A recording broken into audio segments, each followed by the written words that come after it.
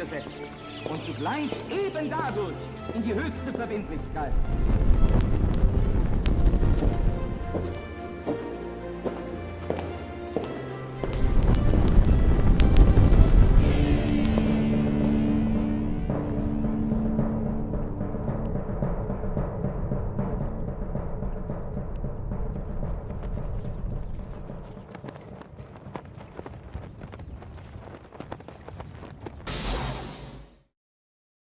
Bienvenidos una vez más a una nueva entrega de este programa que se llama La Brújula, que hacemos ya hace algunos años aquí en la pantalla de Conclusión TV. Lucas Carena es mi nombre y hago este programa en la gran compañía de un gran amigo personal, Pablo Javier Dávole, aquí en Salto. Lucas, buenas tardes, ¿cómo te va? Antes que se deje entrever entre los comentarios ahí algún cambio de aspecto y demás, debo decir que sí, efectivamente me rasuré la barba, no por una cuestión particular, pero cada tanto uno va cambiando y bueno, puede ser que me quite algunos años. Yo soy particularmente en una barba canosa, digamos, y bueno, me rasuré y quedé... Es como que rejuveneciste. Me lo han dicho, ¿no? No es que sí. yo me No, pero es cierto. Así que bueno, si hay un cambio sigo siendo yo, el mismo de siempre. No me reemplazaron. No, pero es por cierto, ahora. yo no soy de fijarme en esas cosas, pero es verdad que hacía mucho tiempo que usabas barba, es cierto. Claro, bueno, y cuando... Ya hace un buen par de años, sí, me parece. Sí, pero bueno, antes que los comentarios aparezcan, que seguramente van a pasar, ya sí. Sí, hay gente que es más fisonomista, ¿no? Que se fija más, no, es que nos han comentado, te dejaste el pelo largo, te cambiaste la barba, bueno, hicimos un cambio, sí, efectivamente.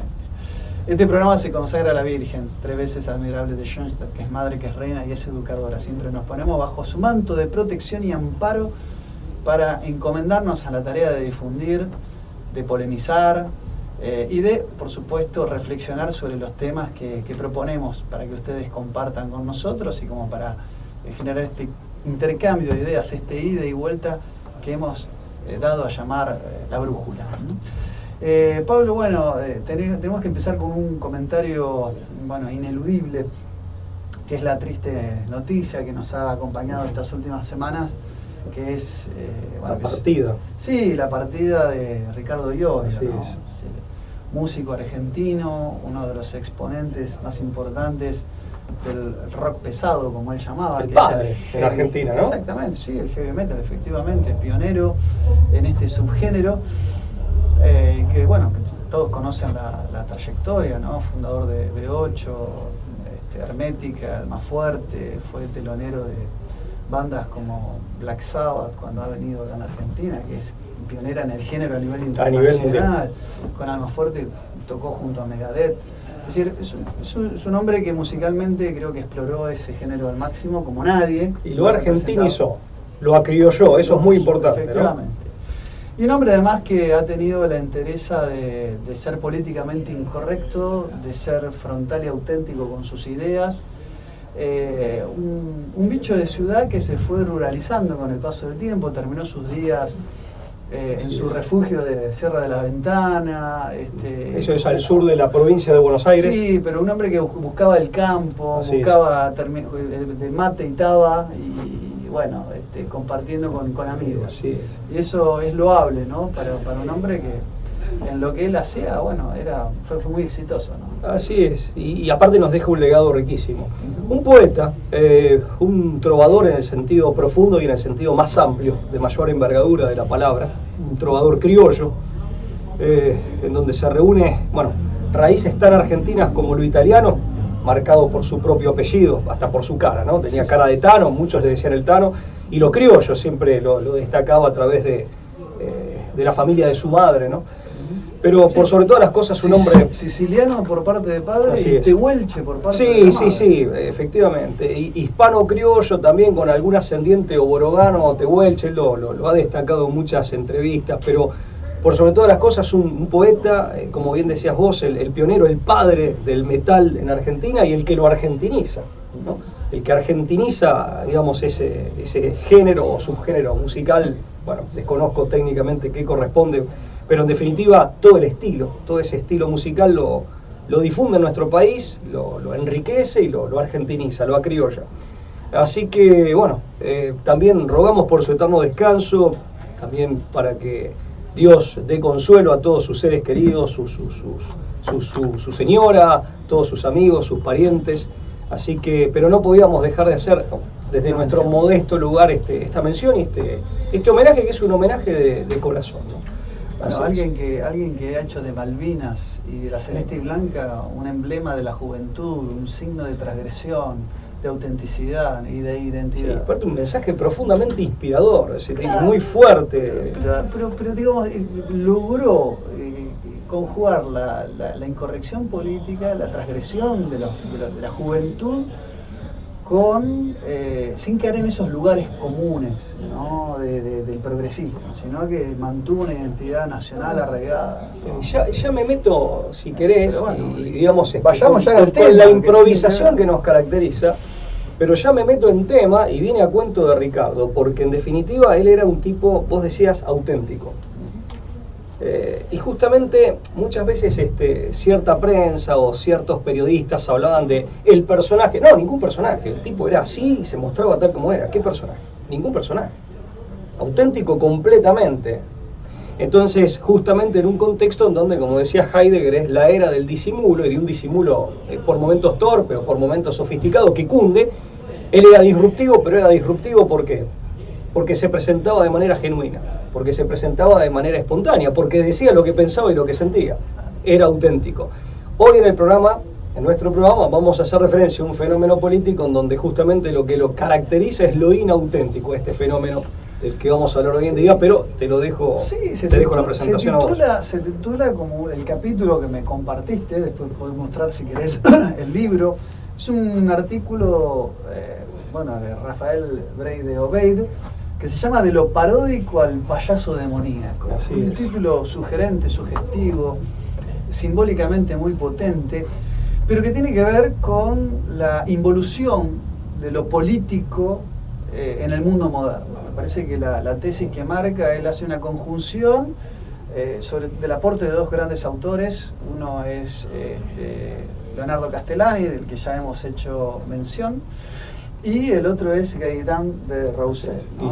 Guillermo Gaëtan de Roussel, de los que tiene realmente un manejo y además Breide-Obeid hace gala de ser un conocedor de la obra de estos dos autores, y que nos presenta este tema, ¿no? tan interesante y en la forma en que lo expresa. Sí, es un artículo que está incluido en el volumen 2 de esta obra altamente recomendable del doctor Breide-Obeid, que es Política y Sentido de la Historia.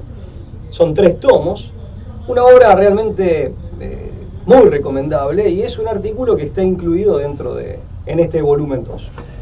Y bueno, sin ningún tipo de galimatías inconducentes, el disparador, cuando uno empieza a discurrir por las líneas de este documento, en particular de este artículo, dice que la consabida frase, el demonio es el mono de Dios, siempre nos hace ver al payaso que hay en el diablo, ¿no? La presencia de lo payasesco, de lo depreciado, de esa caricatura, del demonio como imitación, dice. Pero podemos llegar a olvidarnos, dice Breide-Obeid,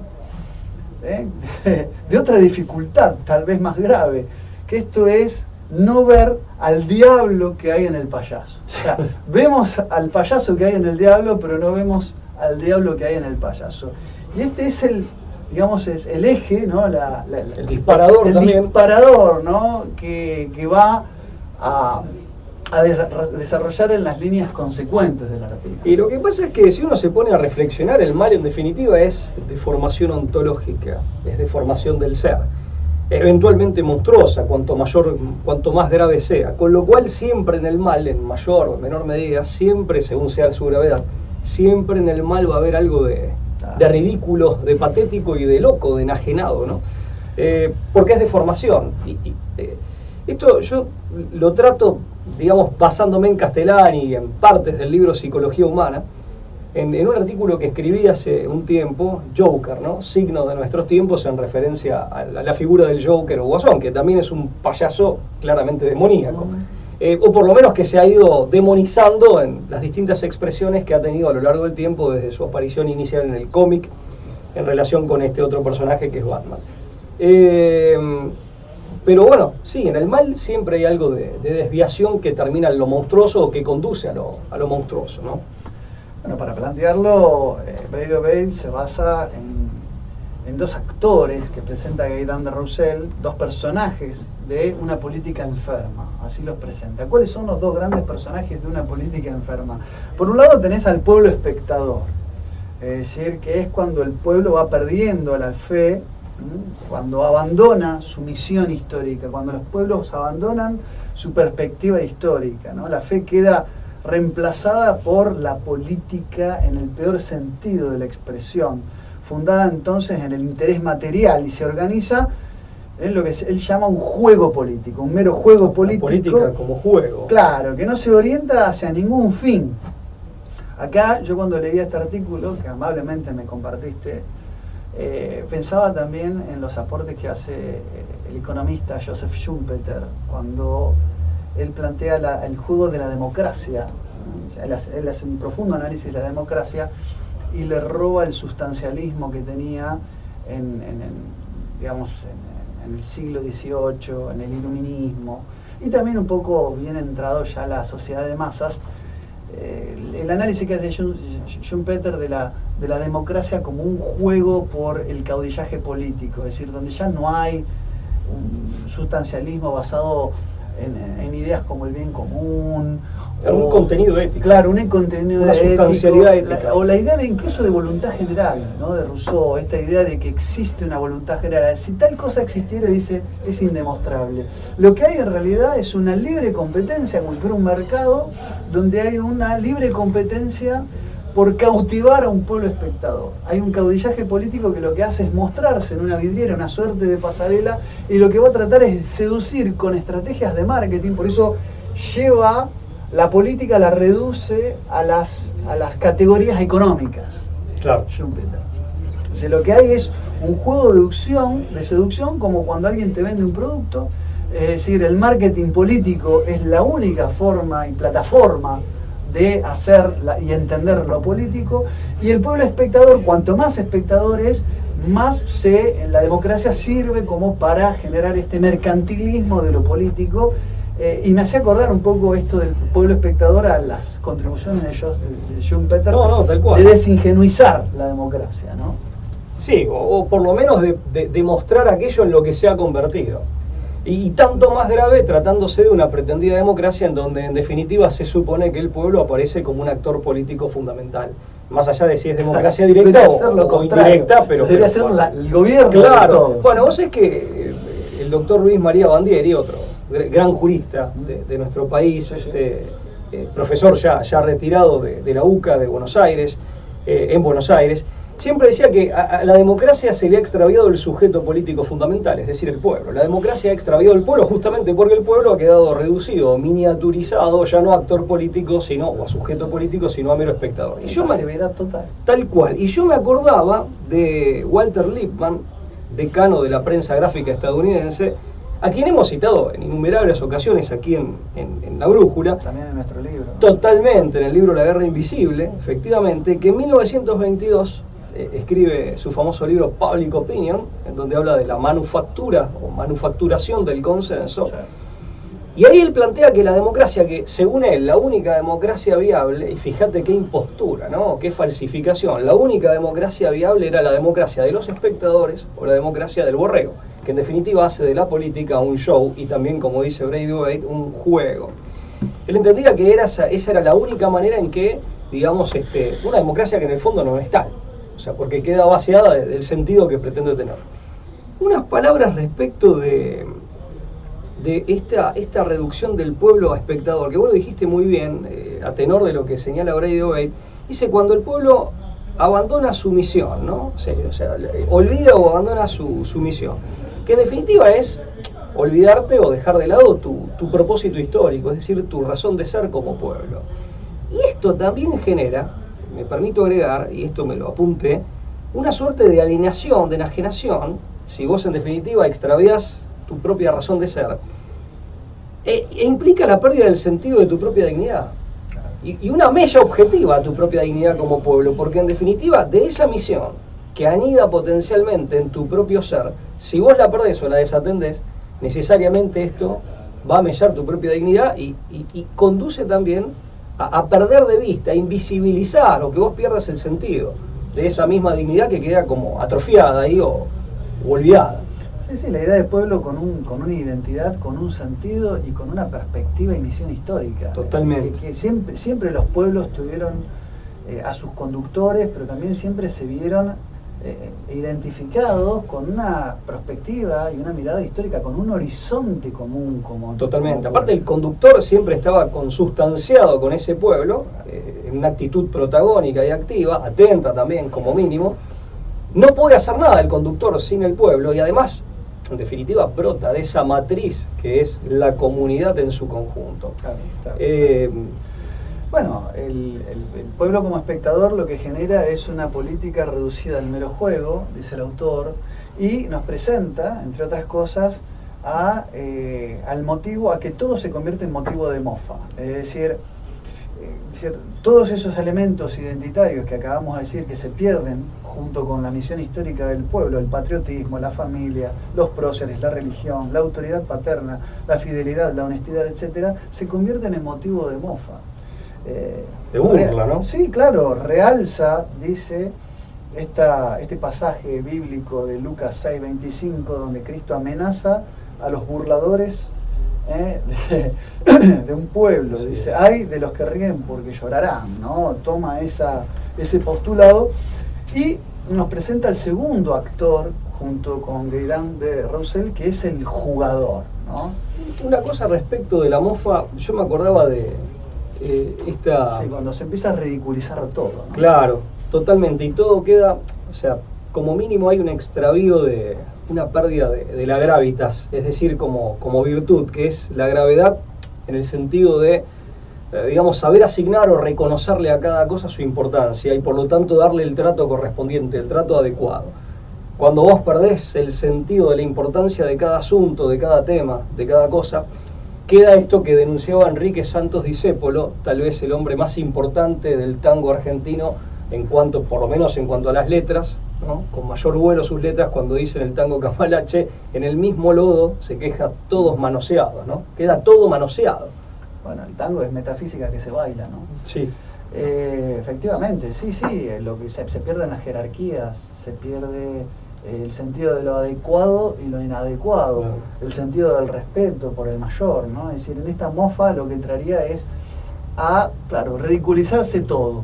Todo empieza a ser ridiculizado. Bueno, y acá aparece el segundo actor, que es el jugador, que es un histrión. El escarnio, ¿no? El timador, es el creador de un mundo ilusorio.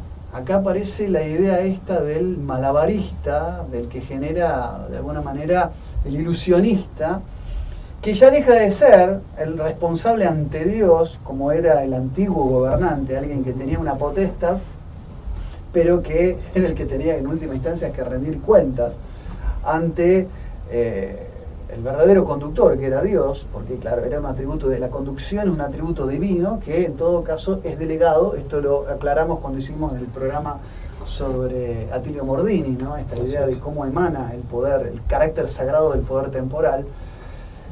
Sino que ante la opinión pública de los espectadores se convierte en un timador. Aparece el timo como el elemento fundante. Dice, me gustó, esto es como el arcano del tarot. La política se vuelve cosa de magia y azar. Un prestidigitador, ¿no? Exactamente, acá aparece la habilidad y la destreza, ¿no? Del secreto y la sorpresa, ¿no? La impostura y la mentira se ponen de relieve, ¿no? La figura del jugador está relacionada también, dice, con la del bufón, el enano y el payaso. Es casi como un distractor, es aquello que hace perder, desenfoca la mirada. Ahora es interesante que él lo plantea como un proceso en paralelo, ¿no? Sí. El pueblo se va vaciando de su propio sentido, entonces se va convirtiendo en espectador, asumiendo ese rol de pasividad. La política se va convirtiendo en juego, y yo agrego en show, y en definitiva el político se va convirtiendo en este histrión, o en este jugador. Sí, hay correspondencia, O sea, hay claro, correlación, es no una- necesariamente causalidad, no dice Claro. una cosa es consecuencia A mí me directa de la llamó otra. mucho eso, yo me acuerdo un poco esa frase que se dice medio Involucionan a la par. Claro, efectivamente, como que se produce un círculo vicioso. Y me acuerdo de esa frase que se suele usar, mentime que me gusta. Muchas veces este pueblo reducido a mero espectador o público espectador queda reducido a eso, ¿no? Y adoptando esa actitud, como asumiendo el disimulo del cual es víctima. Sí, sí. Dice, no se pasa automáticamente del combatiente de la era agonal al payaso de la política del juego. Hay como una transición paulatina, pero ininterrumpida. Es decir, hay todo un camino que transitar. Magníficamente, dice, este camino está estudiado por Castellani, donde el personaje intermedio es el paródico, ¿no? Acá aparece la parodia. Antes de llegar a lo payasesco hay algo del orden de lo paródico. Dice, lo paródico es la imitación de lo serio. Cuanto más parodia hay en lo serio, sin serlo, es decir, cuanto más eficaz es el arte de la comedia, es cuando más eficaz, perdón, es el arte de la comedia. Cuanto más serio es lo que estoy parodiando, más eficaz es el arte de la comedia. Y hace Castellani todo una génesis, un análisis genealógico de cómo aparece el arte de la comedia. Es muy interesante. Dice que lo paródico, engendra como reemplazante primero al pícaro y de este emana luego el payaso, el ¿no? payaso mutante. Habla del Hay como payaso distintos mutante. payasos. Pero perdóname, respecto del paródico, es alguien que, por decirlo, digamos rápidamente, se cree su propio papel, ¿no? Es alguien de pose. Claro, pero que efectivamente queda cautivado o capturado en su autopercepción por su propia simulación. El paródico todavía no tiene mala fe, no es, o sea... No, es una construcción de mampostería, pero realmente cree por ahí que incluso es un conductor de algo. Es casi como si fuera un títere sin saber que está siendo Claro, eso digitado, dicho ¿no? más vulgarmente, se come su propio papel, ¿no? Efectivamente. O su propio personaje se lo devora a sí mismo. El paródico engendra como reemplazante el pícaro y el payaso mutante, dijimos, ¿no? Dice, pero esto lo que hace Castellani es ubicarlo en la historia del mundo moderno. Dice que con el Renacimiento, no por nada, aparece la picaresca, como incluso como una suerte hasta de un género cultural, como un movimiento. Así es. Y está encumbrado justo y de manera coincidente con el antropocentrismo del Renacimiento. Yo detecté que Castellani, esto lo trae a colación Breide, claro, detecta tres cambios, tres sustituciones que implican una caída, ¿no? Sí. Cada una de ellas. El paso del teocentrismo medieval al antropocentrismo que viene con el humanismo, Claro. en los albores de la modernidad, de la verdad o de la búsqueda de la verdad al sofisma, en definitiva a los artilugios de los sofismas, y en definitiva, y acá viene el fantasma de Maquiavelo, por lo menos del libro El Príncipe de Maquiavelo, digamos, la verdadera política orientada al bien común, por el poder. Claro. O sea, la política convertida en tecnología de acumulación de poder, ¿no? La famosa En separación técnica. entre la ética y la política que con Maquiavelo... Sí, genera esa ruptura. El Príncipe de Maquiavelo, sabemos que Maquiavelo es un personaje complejo él, pero bueno. Sí, bueno, lo que de alguna manera ejemplifica esta depreciación, ¿no? Esta pérdida de ese sentido profundo de la verdadera política, está retratado en la obra literaria El Lazarillo de Tormes, dice, ¿no? Que fue corregido y publicado por el mismo rey Felipe II, ¿no? En España. Que habla de un lazarillo que tenía 3 amos, dice, que son los 3 estamentos medievales que empiezan a entrar en crisis. El pueblo que debería ser un pueblo trabajador es un mendigo, es el primero de los amos que es un mendigo ciego y cruel. ¿Te Es muy cuenta simbólico, ¿no? eso te iba a decir lo elocuente que es esa figura, ciego, Sí. ciego Y cruel. cruel, y es un mendigo, o sea, es alguien Que no trabaja, o sea, que está fuera del circuito Totalmente. del trabajo. El segundo amo del lazarillo es el clérigo, que debería ser un alma caritativa y sin embargo es un avaro y un mezquino que maltrata, ¿no? Y que mata de hambre al lazarillo. Y el tercero de los amos que tiene el lazarillo en esta obra literaria que representa esta depreciación o estos 3 momentos que vos bien retratabas, es el caballero, ¿no? Que debería ser un hombre de coraje, y dice que si bien es una persona afable y simpática, huye cada vez que puede del peligro, ¿no? Es casi como yo diría como una especie de detrito, pero además la contracara de las distintas... Hay como una inversión, o una corrupción. Una inversión del platonismo, de la República de Platón. No, claro, pues son los estamentos, sí. Claro, donde vos tenés al rey filósofo, donde tenés al guerrero, y al campesino. Al productor en términos económicos. Acá están invertidos completamente, dice. Pero bueno, eso porque el Lazarillo de Tormes claramente es picaresca. Ahora, lo paródico, que tiene que ver con la pose que asumís como si fuera real, aunque no lo sea, ¿no? Yo creo que ahí lo paródico se ve más en el Quijote, reflejado en el Quijote. Ahora, lo pícaro o el pícaro está en el Lazarillo, donde ya es adrede, es un paródico consciente. El pícaro es un paródico consciente de su propia farsa, ¿no? Claro, el pícaro ya después sustituye al paródico. Claro. Que ya sería un impostor a conciencia. Efectivamente. Sea, sería como el pícaro, pero como el paródico, pero ya ahora lo hace a conciencia.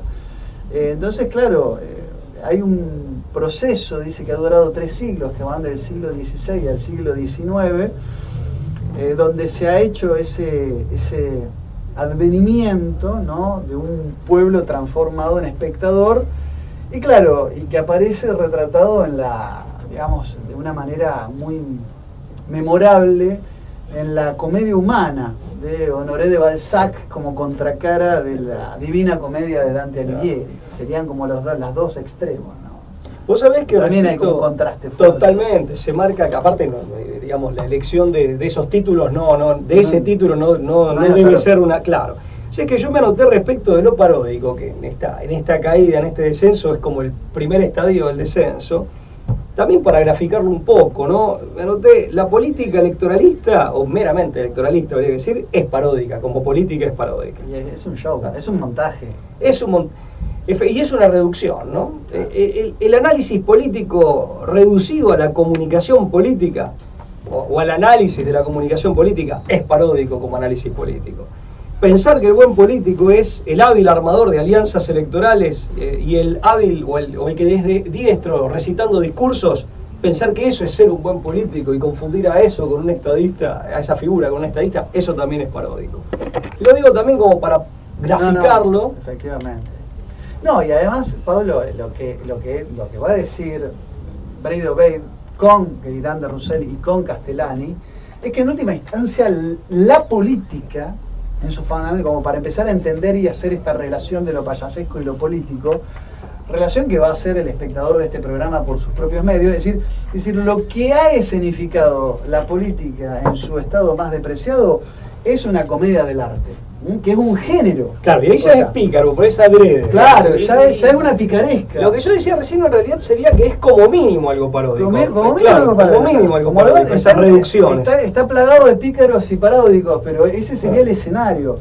Pero recordémoslo, la comedia del arte es un tipo de teatro popular nacido a mediados del siglo XVII en Italia y conservado hasta comienzos del siglo XIX. Por eso hay un trayecto que hay que encontrar. Yo digamos, en la Edad Media, cuando el famoso semiólogo ruso y filósofo del lenguaje Mijaíl Bakhtin estudia la cultura popular del medioevo, donde no había, es decir, los estamentos sociales estaban totalmente cristalizados, no había movilidad social, no era que vos podías nacer plebeyo, ser noble y convertirte en reino, no había esa posibilidad. En esas sociedades cristalizadas, en el único momento donde se invertían los roles era en el carnaval.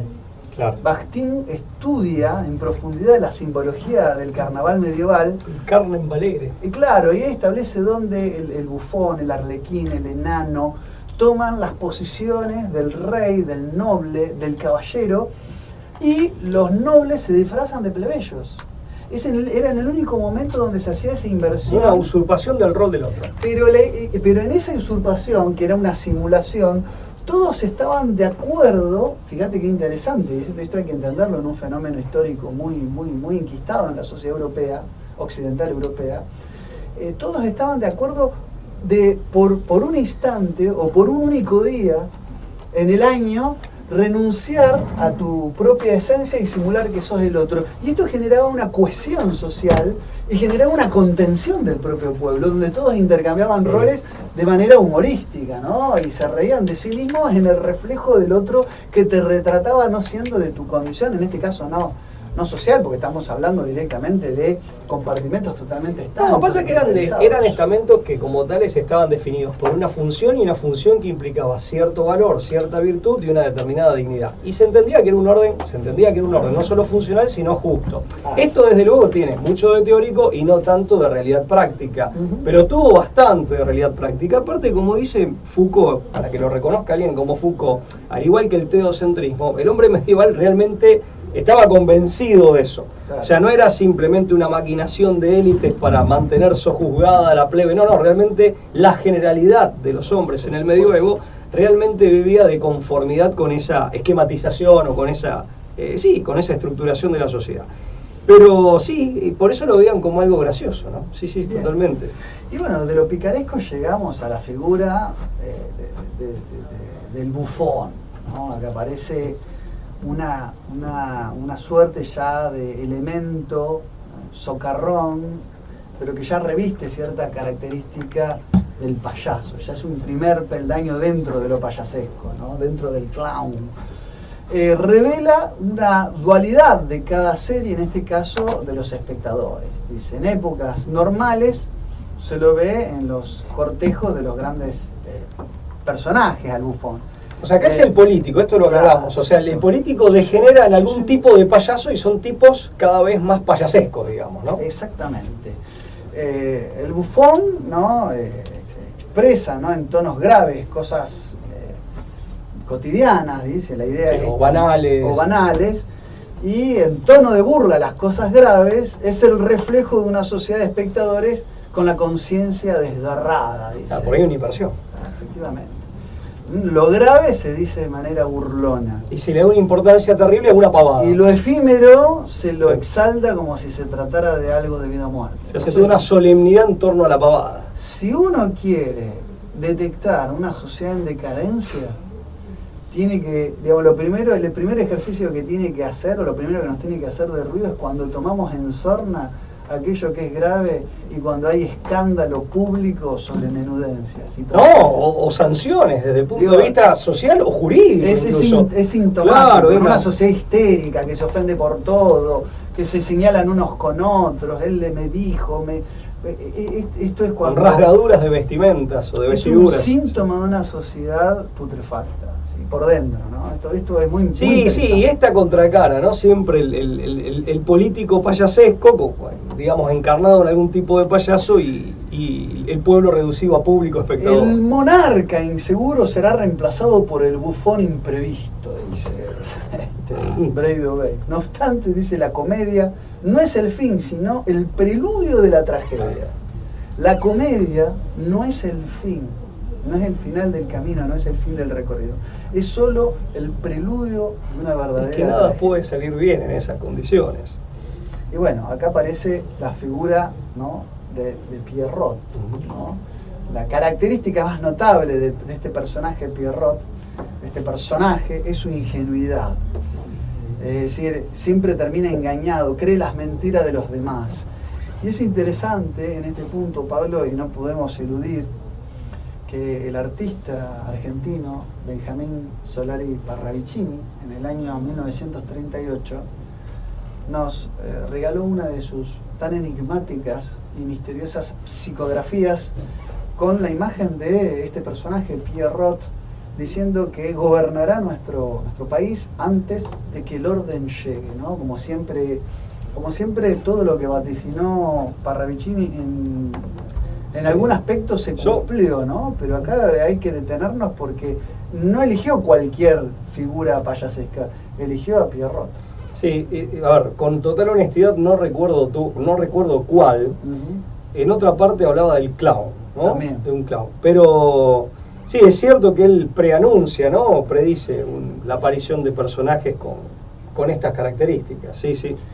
El triunfo del payaso. Y de tragedia, ¿no? Después, en todo caso, sí. después de la tragedia, a modo de expiación y de recuperación, hay, digamos, un momento feliz para nuestro país. Eso está, digamos, incluso en profecías que sería un lindo tema para abordarlo en algún programa, que en lo sustancial son muy coincidentes con otras que ha dejado Don Orione, el cura Don Orione. Sí, habíamos dicho alguna vez de dedicarle sería un tema algún para programa. estudiarlo y tratarlo, pero bueno, Las profecías de Don Orione y las psicografías de en lo atinente a nuestro país, así es. El triunfo del payaso que desplazará al verdadero gobernante se produce por diversas transmutaciones que conducen a la tiranía del payaso demoníaco.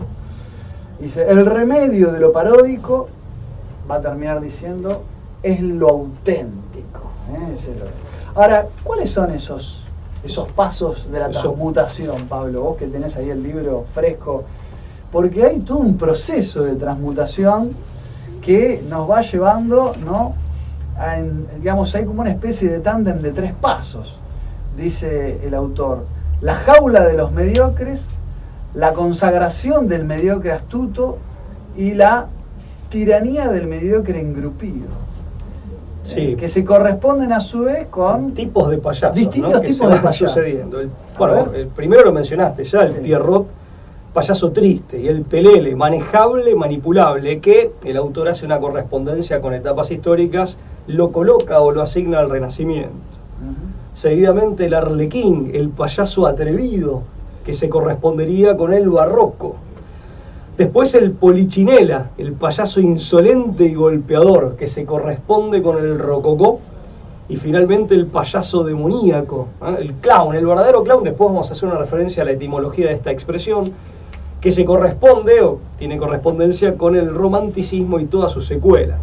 En definitiva, de todo esto, digamos, finalmente llegaríamos hasta nuestro tiempo. Pero en el caso del Pierrot, que es el que sucede al pícaro, ¿no? El que le sigue al pícaro, eran todas las propiedades reales del rey, pero invertidas, ¿no? O sea, él dice concretamente, la majestad queda reemplazada por la irreverencia, la potestad por la falta de autoridad, la alteza por la bajeza, el temor es reemplazado por la risa, la victoria por la derrota nacional, los golpes dados por los golpes recibidos.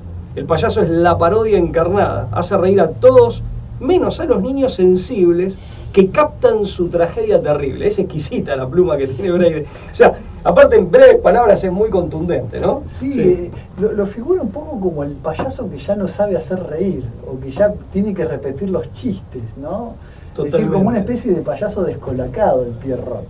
Claro, es un payaso que ya no entretiene y que finalmente va a ser desplazado. Que pero se repite a sí mismo. Claro, pero ese desplazamiento, lejos de implicar una superación del problema, de esta degradación de la política en política juego, implica un agravamiento del mismo, y ahí pasamos al payaso atrevido, que es el Arlequín. El Arlequín.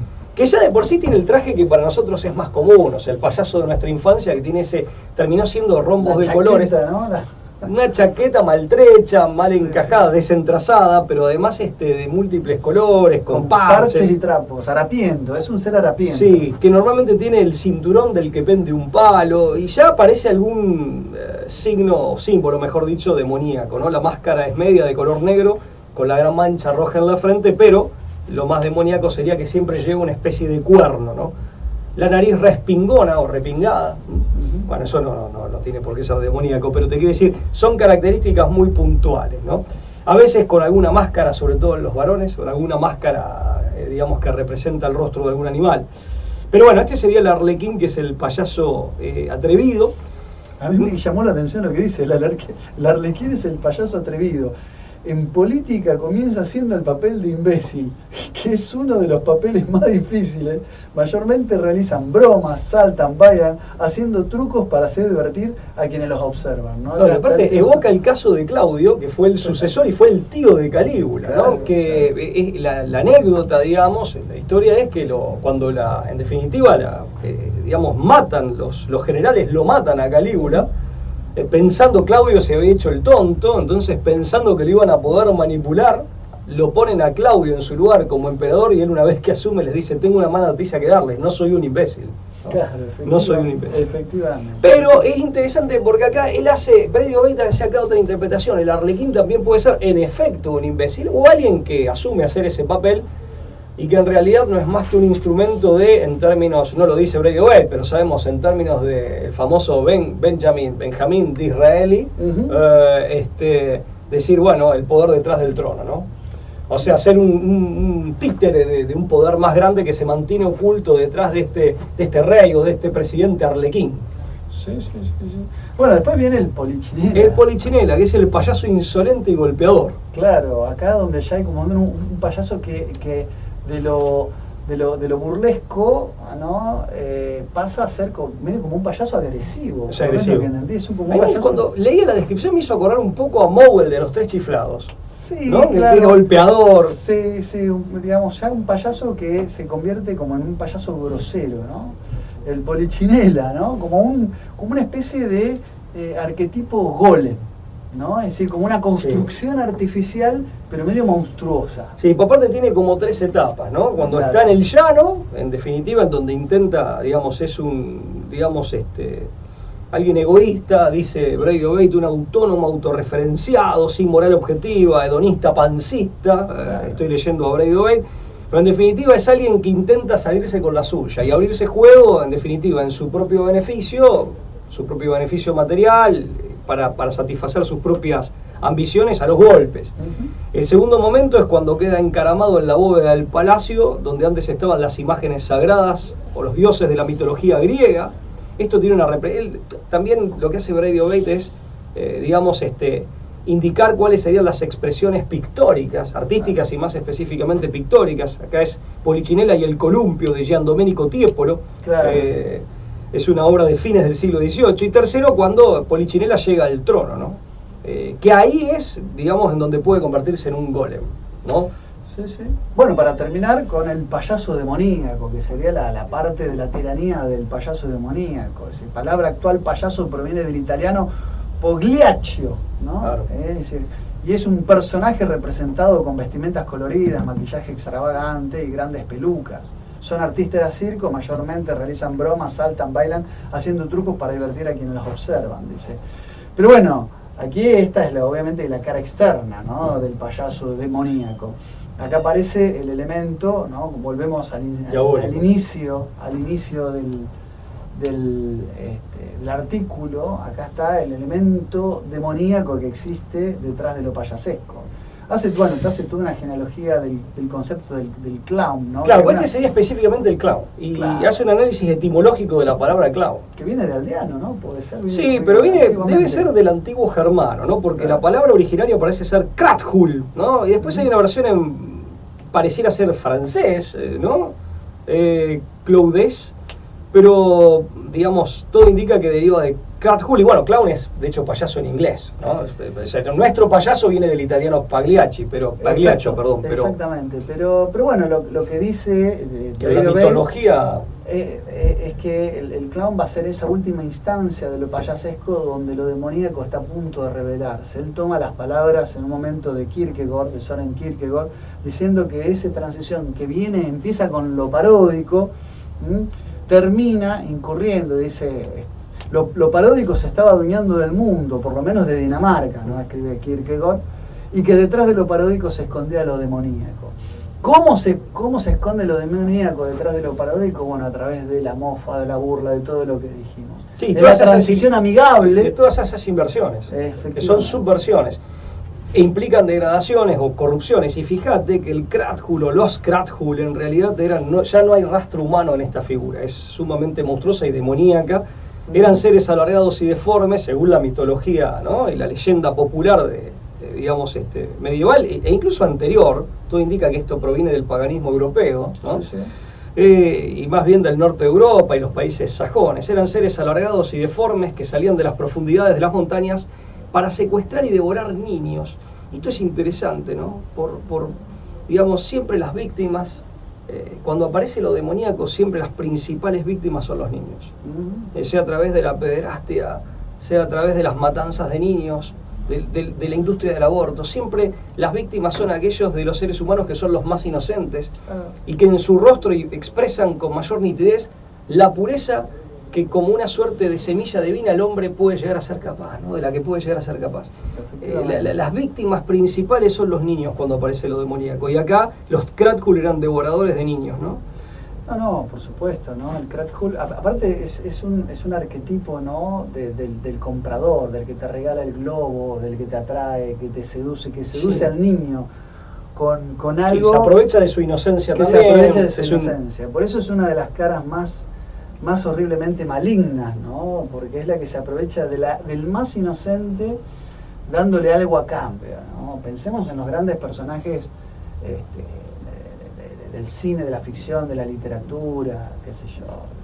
Estoy pensando de pronto en Stephen King con Pennywise, ¿no? O ahora está de moda Art, ¿no? Toda esta idea de lo payasesco y de lo brutalmente demoníaco. Alguien que te seduce, el mimo, ¿no?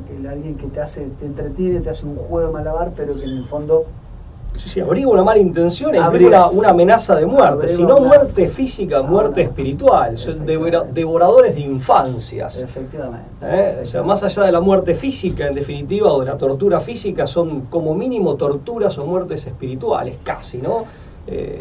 Estoy pensando, por ejemplo, en las redes de pederastia y toda esa mugre criminal que es tan característica de nuestra época. Vos sabés que a mí me llama la atención, hablando a veces con gente joven, que creo que es una coartada del sistema. Hay mucha gente muy joven que tal vez ignorando cómo ha sido la realidad de otras etapas e incluso las posibilidades, aún en nuestra etapa, pero las posibilidades de realidades alternativas, no efectivas pero sí posibles, creen que, por así decir, estamos en el mejor de los mundos posibles sin advertir toda esta hediondez que caracteriza nuestro tiempo, pensando que el mundo no puede ser mejor o que ha sido peor, cuando esto ciertamente que es como mínimo sumamente discutible, ¿no? Sí. Creo que es una de las coartadas del sistema, ¿no? Pretender vender lo que tiene de pobre o de nefando, venderlo como lo menos malo, lo mejor posible. Eso una solución que en otros términos y de manera racionalista Leibniz ya había planteado, ¿no? De la prueba de Dios por el que tiene que ser necesariamente el mejor de los mundos posibles. Lo hablaba con una politóloga, ¿no? Ya que hacíamos la mención del humanismo y de uno de los cambios, una de esas subversiones de la política con sustancia ética orientada al bien común y no desprendida de lo sagrado, sino enganchada a lo sagrado. Bueno, yo le decía a esta politóloga, que fue alumna mía en el profesorado, ¿no? Pero ella, ya politóloga, le decía, mirá, con todo lo nauseabundo que podés encontrar en el panorama actual y que podés encontrar a lo largo de la modernidad, y creo que ejemplos o casos no faltan, sino que por el contrario abundan, sea Hiroshima y Nagasaki, los campos de concentración, las matanzas de niños, el aborto masivo convertido en industria, con total indolencia, los genocidios del siglo XX, etc. Ese es el mundo que es el resultado de las ideas del príncipe de Maquiavelo, y no el resultado de un intento de aplicar la República de Platón o la política de Aristóteles. O sea, porque también hay que hacerse cargo. Y durante mucho tiempo, y esto pasa con lo paródico y con el pícaro, yo recuerdo que acá en Argentina ha pasado, se le ha hecho, por así decirlo, y lo digo vulgarmente, se le ha hecho el aguante a ese tipo de actitudes. Se ha romantizado. Claro, se lo ha idealizado, parece ser simpático, ser un acumulador de poder y convertirte en un payaso a veces del poder detrás del trono, y de esa manera hasta hay un público que convalida a su propio victimario. Hay pueblos que, reducidos a espectadores, convalidan a sus propios victimarios de esa manera, ¿correcto? Como si se tratara de mero jolgorio, de algo simpático o de algo cómico, cuando en realidad estos catastróficos efectos son resultados del intento de aplicación de esas ideas. Y digo el príncipe de Maquiavelo como emblema, y digo la obra en sí, porque sabemos que es una obra que tal vez sea la que menos lo exprese a Nicolás Maquiavelo, la persona. Sí, por supuesto, una obra que fue, un constructo para Florencio de Medici. Sí, totalmente. Tenía una funcionalidad específica en una coyuntura. Él lo escribe también muy condicionado. No tenemos más tiempo, pero lo que quiero tenemos que hablar del testigo. El testigo, pero yo quería decir una cosa más. ¿Cómo se relaciona esto con la política actual? Es decir, yo creo que estamos atravesando muchos procesos políticos a nivel de las democracias modernas que nos hacen ver también en la farandulización de la política esta idea de que está bien mezclar la política con el mundo de lo artístico, de que el brinco de la televisión a la política y de la política al show, esta idea de congeniar que hasta tiene que haber necesariamente fórmulas políticas que hibriden, ¿no?, lo artístico, lo farandulesco, donde la política misma se ha convertido en un escenario de alfombras rojas, son el primer peldaño para esta suerte de mal demoníaco detrás de pueblos que han quedado postergados y que son el primer peldaño. Es decir, la farandulización del mundo de lo político, el político convertido en showman, es la primera demostración sintomatológica de poner al pueblo en su único, exclusivo y limitado rol de espectador. Y de claque a veces, ¿no? Claro, claque convalidante. Claro, celebrando a tu propio verdugo. Aplaudidores con un síndrome de Estocolmo mediante.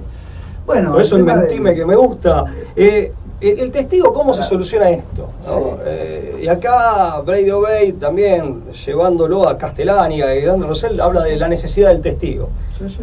El testigo, aún con sus miserias, imperfecciones, las que pueda tener, en definitiva, es alguien que recupera lo auténtico. Esto se conjura con la verdad, querido amigo. Que un poco lo que destacábamos en Iorio. Claro. En definitiva, es alguien que dice la verdad, o que por lo menos es honesto en cuanto a mostrarse tal como es. El que señala al rey desnudo, es decir, en el medio de la mácula de hombres impostores, de hombres frívolos, carentes de identidad, que están mandadores de parte profesionales, queriéndose, claro, congraciarse con unos y con otros, aparece cada tanto una voz en el desierto, políticamente incorrecto como Iorio, y señala al rey desnudo. Ese es el testigo. Es importante el testigo, y el testigo tiene siempre algo de sacrificial, o sea, que sacrifique su trabajo, que se exponga a la burla, al escarnio, o eventualmente su vida. Es alguien que en definitiva abraza un martirio que puede ser martirio en sentido estricto, o algún martirio simbólico en algún aspecto de su vida. Estamos llamados a dar testimonio, esa es la Claro, gracia. pero con el testimonio lo que hace es romper con ese... Yo creo que esto no lo dice Brady, me permito agregarlo yo, servir de despertador, tal vez de brújula, pero como mínimo de despertador, y rompe el hechizo, el encanto de esa pasividad narcotizante que genera el show, que es hasta masoquista y autodestructiva. Pero el testigo, claro, tiene que ser alguien que, más allá de incluso sus propias miserias, sus defectos, esté dispuesto a arriesgar algo, digamos, algo valioso, ¿no? Y que dé su testimonio. Yo creo que en ese sentido es el que va a despertar las fuerzas que están debajo de las cenizas, son las brasas que todavía en Occidente, en diversos países, en nuestra querida hispanidad, y en el caso de nuestra amada Argentina más específicamente, esas brasas que están todavía rojas, pero tapadas por cenizas que las invisibilizan. Y lo que nunca tenemos que dejar es que nos hagan creer que esas brasas se han acabado. Pero ciertamente van a ser los testigos los que aviven esas brasas para que se conviertan en llamas. Bueno, nuestro mensaje coincide con lo del texto: sean testigos, pero atrévanse a sacrificar algo para hacerlo. Será hasta la próxima. Chao, chao, hasta luego.